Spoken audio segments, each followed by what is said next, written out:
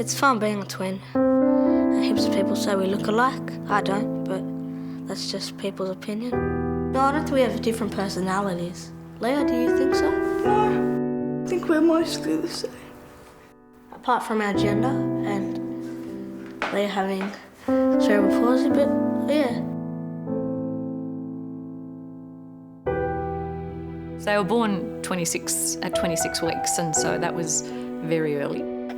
And it was quite terrifying, to be honest. We were told that it was the prematurity and, things would be okay and she'd develop. And Lia wasn't actually diagnosed with cerebral palsy until she was 12 months old. Bit of a shock, I think, to be told at 12 months that your child has cerebral palsy.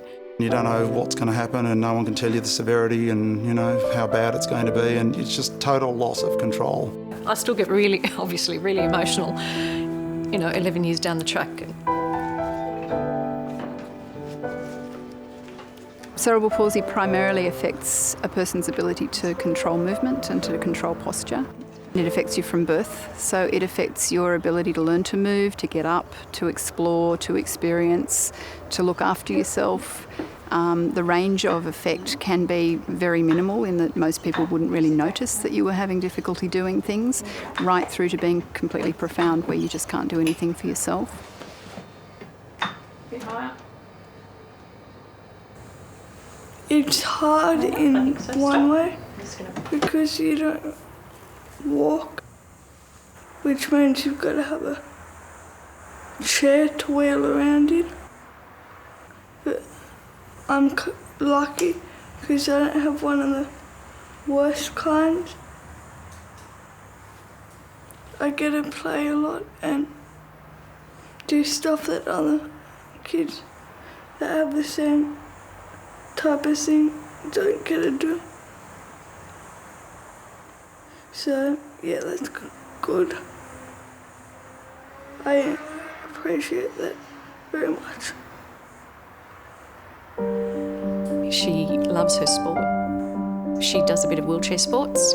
She loves her swimming. Sometimes we go play tennis. She rides a modified bike. That's, really lucky that she's able to do that. Very modified and supported. I like painting. I like playing sport and watching TV and playing video games. She likes beating me, but she doesn't get to do that much very often. She's like any other normal, ordinary child. The only difference is that she's actually restricted to a wheelchair. She's told me this dream once, that once she was in a dream and she could walk. It's just the irony of her situation, really. She's an incredibly physical kid and yet she's trapped in a body that doesn't really allow her to do everything she wants her to do.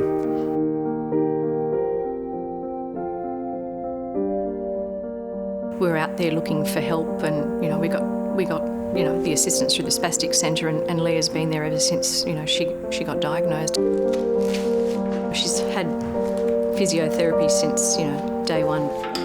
She's had an occupational therapist, and both of those have helped her through her schooling. 2, 3, 4, 5 and down. Okay. We don't have short-term relationships with our clients. As a rule, if you get a child coming in to see you, you're going to see them, if not constantly, you're going to see them again and again over many years. You do get to know them very well and you do get very close to them, and I think that that continuity is really important too, in terms of Lia feeling comfortable, confident, and in terms of them seeing the progression, what's baseline or normal for your child, and how you improve that over time.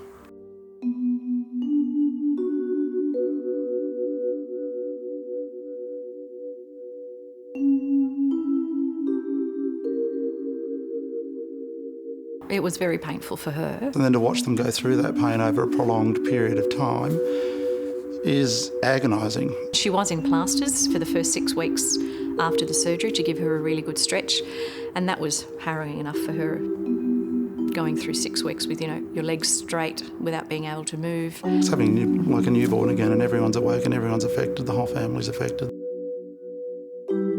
But you know what?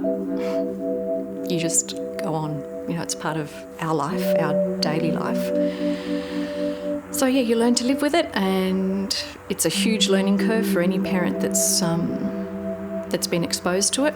I think we've been relatively lucky with Lia. We've had lots of assistance through the Spastic Centre.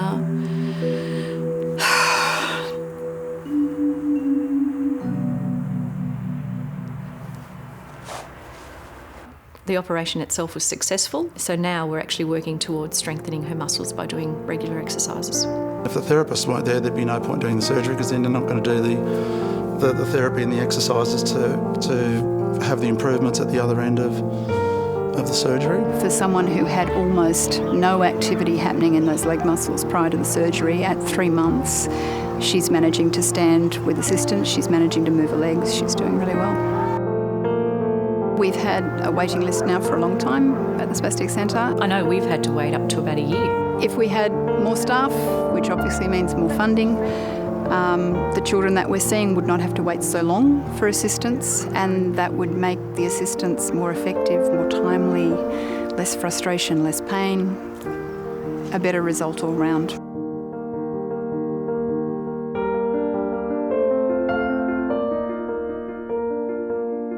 In the future, I'd love to become a chef and maybe have a restaurant, and Andrew could kind of help me do that. She's very important to me. So, yeah, thanks to all of you.